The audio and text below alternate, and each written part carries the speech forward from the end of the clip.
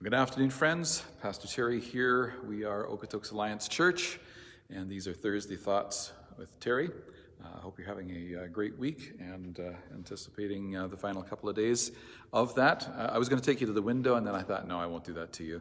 We're getting one of those Alberta spring snow squalls here, and the lovely thing is that it is bringing some moisture to the ground, which is much needed. If you're a gardener, especially, you appreciate it. But those of us who enjoy eating, we appreciate it too, since the farmers' fields need some moisture.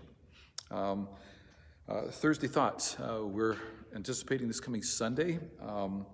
I think something that I look forward to us being together, and I realize that together is kind of a strange term these days, as this Sunday, again, we will be online only at 10 a.m. You can dial in at 10 to the hour, 10 to 9:50 a.m. On Facebook or on YouTube or on our website. And we just encourage you to drop a note to us, say hello, greet the other people that you see there online, and just let's try to make it as communal as we can. I'm hoping that, a week this Sunday, we will be back with at least that 15% of fire code again. Numbers are coming down, and schools are going back and things like that. So I'm hopeful that will be our experience. We'll see. We are coming out of this series where we've been looking at heaven and hell, and we're moving into a series where we're looking at the power of the Holy Spirit to do what He alone can do. We're calling the series that we're beginning this coming Sunday, we're calling it Living with Power for Today. This coming Sunday is Pentecost Sunday. It's the anniversary that the church commemorates when the promise of the Father, which was re-spoken by Jesus in John 14, was actually fulfilled. Many people look to it as the birthday, the birthplace of the church, when the Holy Spirit was poured out on the disciples, and then they began to share the hope of Jesus with all who were gathered in Jerusalem that festival weekend. And from that, 3,000 were added to the church, and the church began to grow. And we've got this extraordinary growth that takes place in the early church. Well, we have seen seasons in church history when that has happened, and we are living in one of those seasons today. Now, that maybe seems strange to you. I'm going to share some of the numbers with you. It's an exciting window of history in which we live. The last 120 years have been an extraordinary move of God across, right around the world.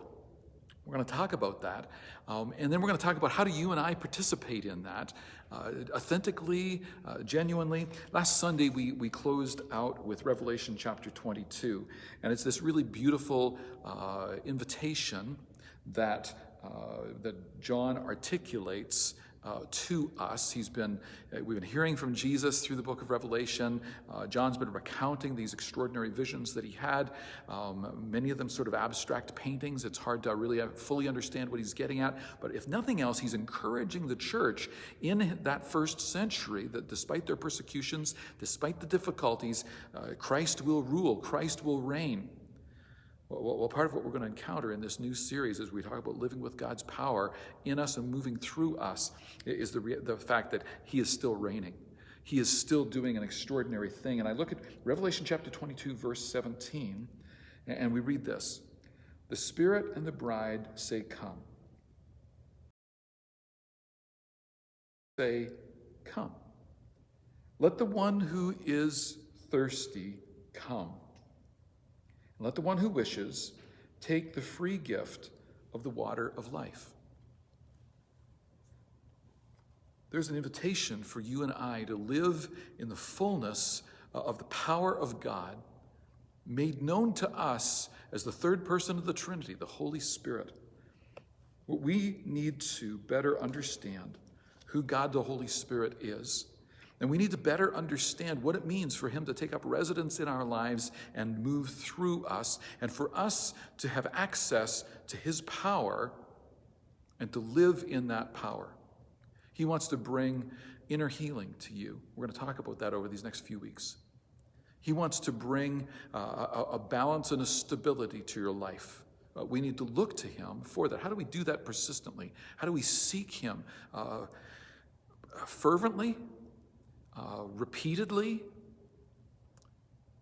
How do we seek him authentically and then experience him genuinely? These are some of the things that we're going to be exploring this Sunday and for the next few Sundays. We're going to go to John chapter 14 this Sunday, and I think we'll end up over the coming week kind of coming back to it because Jesus' words there are extraordinary, and it's this promise. And I mentioned the promise of the Father. I don't think I'll talk about this Sunday, but throughout the pages of the Old Testament, there comes to be known what is the promise of the Father, and that is this idea that God the Holy Spirit would come and would live among his people. And Jesus re-articulates that promise in John 14. He says, if you love me, keep my commands, and I will ask the Father, and he will give you another advocate or a helper. He will help you, and he will be with you forever. That's verse 15. And then if we jump over to verse 25, he says, 26, he says, the advocate, the Holy Spirit. Okay, so he's making sure we understand who this helper is. Whom the Father will send in my name will teach you all things. And Jesus says in here that the Father will come to us, and Jesus will come to us. And then he's describing the advocate, the Holy Spirit, who comes to us. This is Trinity, triune God understandings. God is one. And he exists and manifests himself as Father, as Son, and as Holy Spirit. And God has come to us, and the invitation is that we would live in him. And when we look around the world at those who are living in him and he is living in them, he does extraordinary things. The gospel takes on an extraordinary power. And hundreds of thousands of people in recent years have come to faith in Jesus because the Holy Spirit has been at work in his church. I long for him to be more powerfully at work in me. I long for him to be more powerfully at work in you. And I'm going to ask you to lean in with us these coming weeks, that we would maybe once again, or maybe for you it's the first time, come to experience the power of God at work in us. That's the invitation. Read through John 14, verses 15 through the end of the chapter as a good heads up. You can go back to Revelation 22 and read the end part of that chapter for a little bit of inspiration. Acts chapter 2 will be the other place that we'll open up this coming Sunday. I hope you can be with us. I hope you'll gather with your family or a friend or whoever you are in, whoever you're allowed to gather with, and that you would bring your worship. And if it's just you alone in your apartment, you are so incredibly welcome, and you are not alone. God, the Holy Spirit, wants to meet with you as you come and meet with us. Bring your worship, bring your focus, set aside the other things for that hour, and join us in worship this coming Sunday. I'm Pastor Terry Lee.